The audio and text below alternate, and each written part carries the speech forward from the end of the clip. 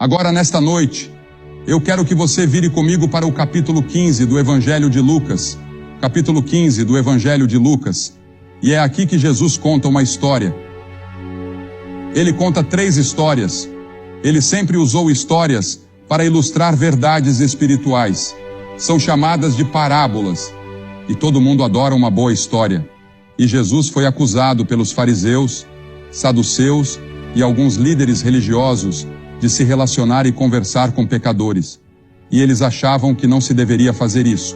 Então, ele contou essa história sobre um filho que queria receber sua herança e deixar a casa. E essa história ela é bem conhecida em todo o mundo como a do filho pródigo. É uma imagem de um jovem, talvez de uma fazenda. Ele tem um irmão mais velho, e vai até o pai. E era lei naquela época, a lei da terra, que ele poderia pedir sua herança. E sendo o filho mais novo, ele herdaria 1/3 da herança, e seu pai era um homem rico. E o pai tentou dissuadi-lo. Ele disse: "Pai, estou cansado de ficar aqui na fazenda. Estou cansado de viver sob sua autoridade. Vou para a grande cidade e vou aproveitar a vida." Então, ele decidiu que iria para Nova York, ou para alguma grande cidade. E pegou o dinheiro. Quando chegou lá, encontrou algumas pessoas que ficaram muito felizes em ser suas amigas, porque ele tinha dinheiro para gastar e para gastar com elas, levando-as aos melhores lugares, aos melhores restaurantes e às melhores boates. E ele teve um tempo maravilhoso, por um curto período. A Bíblia diz que há prazer no pecado por um tempo, mas depois chega ao fim. Você pode se divertir com sexo, com embriaguez. Eu sou informado. E vejo isso na televisão. Eles parecem estar se divertindo, mas isso tem um fim. Há um vazio nisso. Isso deixa uma lacuna e você nunca consegue o suficiente. E ele era muito parecido com os jovens da nossa geração moderna. Eles não querem ser mandados. E é isso que muitos jovens estão dizendo aos seus pais, aos professores e à polícia local. Alguns estão dizendo: tenha sexo agora, não espere pelo casamento, compre agora no crédito, pague depois. Se você pode afirmar sua independência, afirme sua dependência. Faça o que você quiser, independentemente das consequências. O Centro de Controle de Doenças de Atlanta diz que o número de meninas americanas que são sexualmente ativas até saírem do ensino médio subiu de 28% em 1970 para 51% no ano passado. Atualmente, estima-se que 1 em cada 500 adultos no mundo esteja infectado com AIDS, e será uma epidemia que algumas pessoas acreditam que pode destruir a raça humana, a menos que encontremos uma solução para isso, e que a encontremos logo. Este jovem na história de Jesus decide partir. Ele vai viver esse tipo de vida. Quer aproveitar tudo o que a vida tem a oferecer. Os bons momentos, longe dos olhos de qualquer um que possa conhecê-lo e criticá-lo. Livre para fazer o que quiser. Há mais de 1 milhão de jovens fugindo de casa nos Estados Unidos a cada ano. Eu sei que muitos deixam o lar por causa de abusos e outras razões.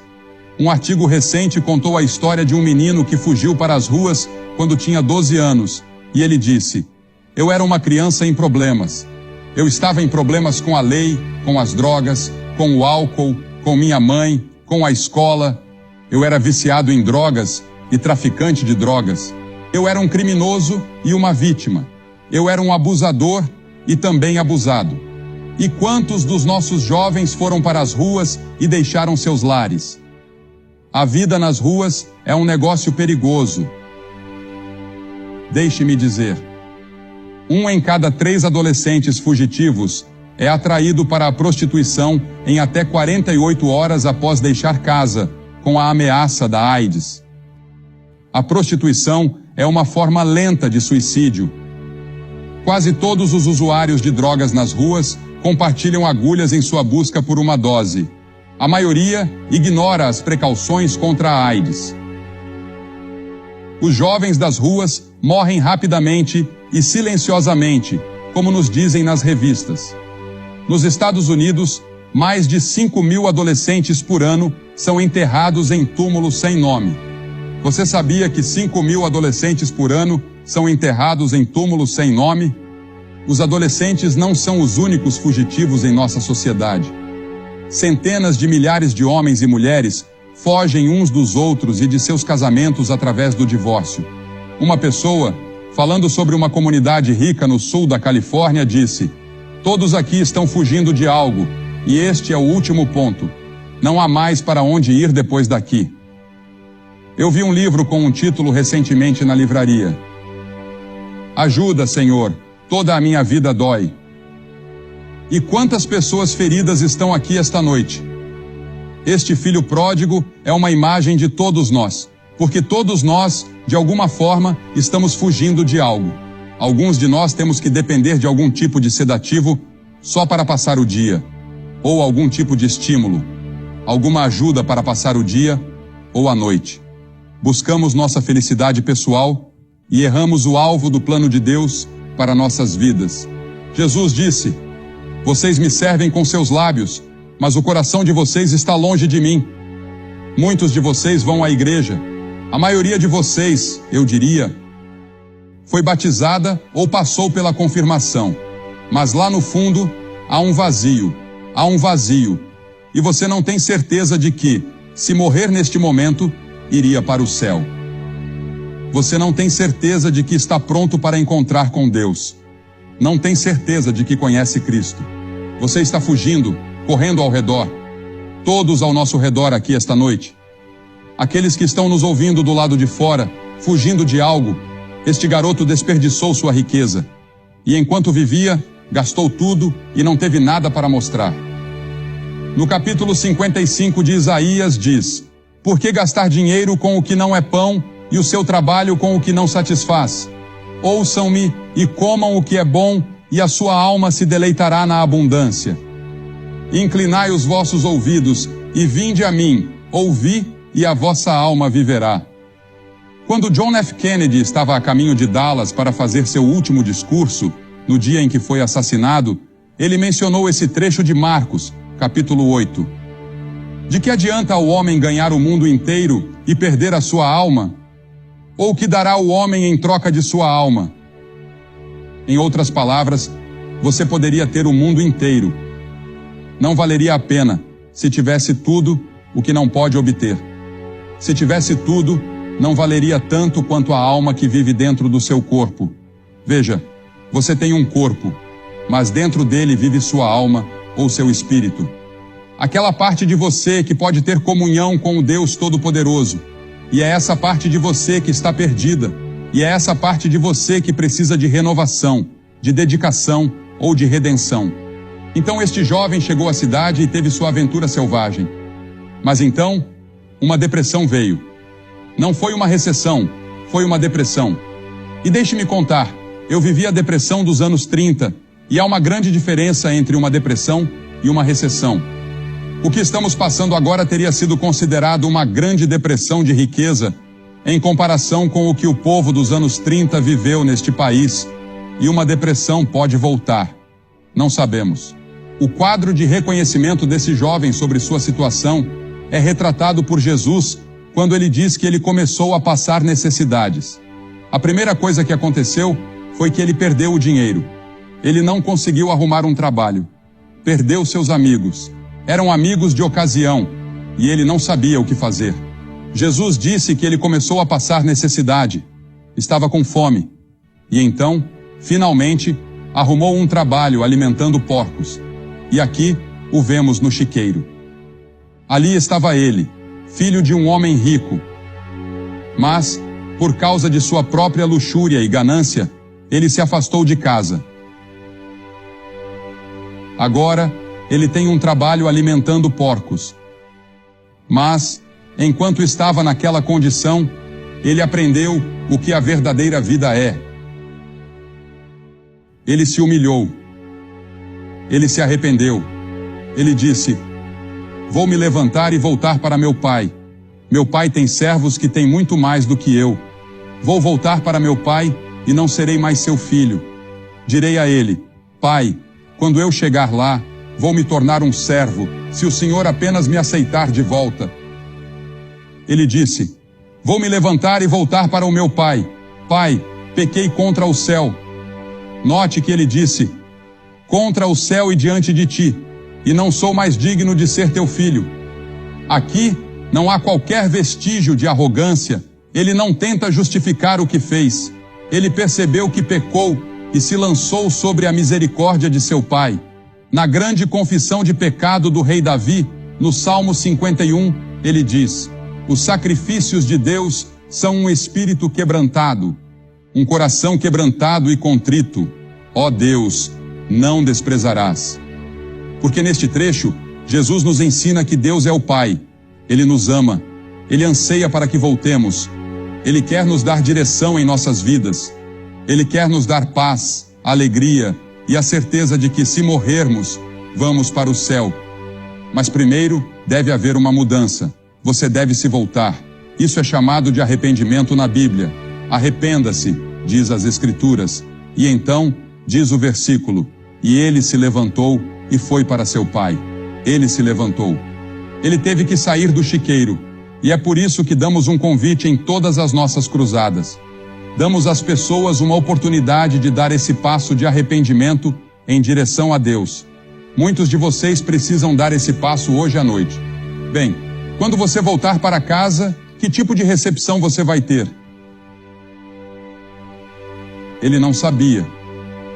Então ele tropeçou em suas roupas sujas, imundas e fedorentas de volta para a casa que ele havia deixado. E as Escrituras dizem, mas quando ainda estava longe, seu pai o viu, teve compaixão, correu para ele, o abraçou e o beijou. Deus não está esperando para te julgar. Deus não está esperando para te condenar. Deus te ama. Ele enviou seu filho para morrer na cruz por você, para derramar seu sangue por você. Ele quer te abraçar e te receber de volta para si mesmo. Você se afastou dele e ele vai te tomar, te perdoar, te amar e ser seu amigo. Deus é um Deus de amor e misericórdia. Oh, sim, virá um julgamento. Haverá um dia em que você estará diante de Deus no grande dia do julgamento. E você terá que prestar contas de sua vida aqui e terá que prestar contas do que fez com Jesus Cristo nesta noite, porque haverá um julgamento.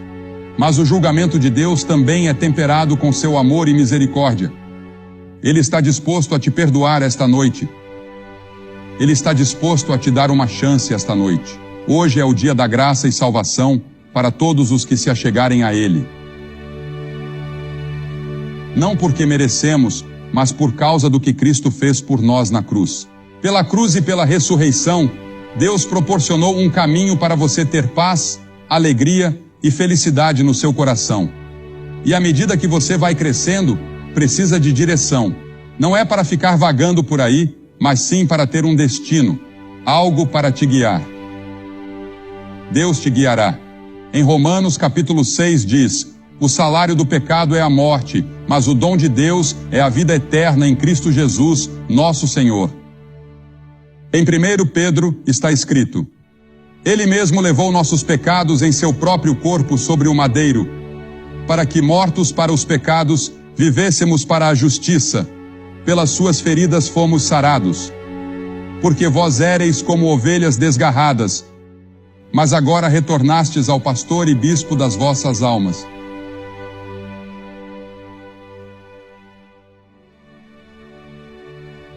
Ele não voltou como muitos jovens provavelmente fariam e diria, Oi pai, como vai? Sentiu minha falta? Posso ter meu antigo quarto de volta? Não, ele não voltou com essa atitude. Ele voltou em verdadeiro arrependimento. O verdadeiro arrependimento não presume sobre a graça e a misericórdia de Deus. Ele só pode ocorrer quando o Espírito Santo nos convence e nos atrai a Deus. Cuidado com a atitude que diz, eu sei que estou no caminho errado, mas ainda não estou cansado dele. Vou me arrepender e voltar para Deus mais tarde. Você pode não conseguir se arrepender, porque quanto mais você viaja para longe de Deus, mais seu coração se endurece, e menos você acha que fez algo de errado, e menos você sente a necessidade de se arrepender. Você precisa fazer essa escolha agora, esta noite. As Escrituras ensinam a vinda de Deus enquanto ainda é jovem. Alguns de vocês acham que são demais para se aproximar de Deus, que fizeram muitas coisas erradas e foram longe demais. Mas se você sente um puxão em seu coração para fazer seu compromisso com Deus esta noite, venha, porque isso é o trabalho do Espírito Santo agindo em você agora. Eu não acredito que ninguém esteja aqui esta noite por acidente. Eu acredito que você está aqui porque Deus providenciou que por uma série de circunstâncias você estivesse aqui nesta noite. O Espírito Santo está agindo, te incitando a vir. Não endureça seu coração. A Bíblia diz que o que endurecer o coração, sendo muitas vezes repreendido, será destruído de repente e sem remédio. Agora é o momento de vir. Agora é o momento de receber. Jesus contou a história desse jovem porque os líderes religiosos o acusaram de se associar com pessoas más. E Jesus lhes disse: há grande alegria no céu por uma pessoa que se arrepende. Uma pessoa que faz seu compromisso esta noite causará alegria no céu. Você precisa voltar para Deus esta noite. Quando aquele jovem voltou, seu pai o abraçou, o beijou, ordenou que seus servos preparassem um banquete para ele, pediu que colocassem o melhor manto da casa sobre ele e que colocassem um anel de ouro em seus dedos, para significar que ele havia sido recebido de volta como filho e não como servo. Ele não o tomou de volta como um servo, ele o tomou como filho. E é isso que Deus fará por você esta noite. Em nossa última cruzada, antes disso, em Glasgow, na Escócia, eu recebi uma carta de lá que quero que você ouça. Esta é de uma jovem, acho que ela tem uns 19 anos, ou talvez 18. Ela escreveu: antes de você chegar a Glasgow, eu era uma jovem de 18 anos com um grande peso sobre meus ombros. Eu pensei que Deus me devia muito. Eu achava que ninguém me amava. Sentia que não havia sentido na vida. Algo estava faltando na minha vida. Eu pensava que estava me divertindo muito. Saía com os caras e ficava bêbada. Odiava minha família e me sentia tão não amada. Para ser honesta, eu ainda me sentia não amada, até pela minha família. Eles pensam que sou uma fracassada. Um dos meus irmãos costumava me abusar sexualmente. O outro me batia. Eu sentia que tinha uma vida muito difícil, com pouco amor. Antes desta semana, eu não sou um anjo. Na verdade, eu sou uma pessoa totalmente horrível. Alguns meses atrás, fui expulsa da escola e coloquei a culpa nas drogas. Meus pais ainda estão bravos comigo. Meu pai é médico e minha mãe é professora. Eles dizem que é vergonhoso para eles ter uma filha como eu. Eu não me encaixo na minha família. Ouvi dizer que você viria a Glasgow e disse que não iria, mas no meu trabalho, me disseram que fui designada para